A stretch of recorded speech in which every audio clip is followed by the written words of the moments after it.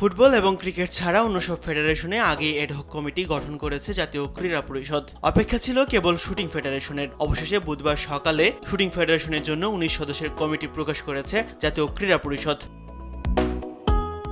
Shooting ফেডারেশনের সভাপতি করা হয়েছে যুব ও ক্রীড়া মন্ত্রণালয়ের সাবেক সচিব ও বর্তমানে স্থানীয় সরকার মন্ত্রণালয়ের সচিব রেজাউল মাকসুদ জাহিদিকে। সচিব বেশ ক্রীড়ানুরাগী হিসেবে পরিচিত। কমিটিতে সহসভাপতি হিসেবে আছেন রুমু রউফ চৌধুরী এবং আব্দুস সামাদ খান, যিনি আগের মেয়াদেও সহসভাপতি ছিলেন।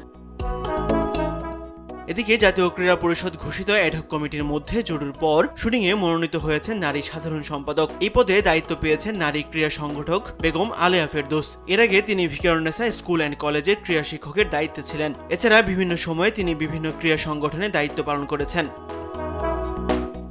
কমিটিতে যুগ্ম সাধারণ সম্পাদক হিসেবে করা হয়েছে জিএম হায়দারকে। সাবেক এই শুটারই মূলত ফেডারেশনের নীতি নির্ধারণ পরিচালনার বড় ভূমিকা রাখবেন বলে ধারণা করা হচ্ছে। তবে বিগত সময়ে তার কর্মকাণ্ড নিয়ে রয়েছে বিতর্ক। এবার নতুন কমিটি শুটিংকে কতদূর এগিয়ে নিয়ে যেতে পারে সেটা এখন দেখার বিষয়।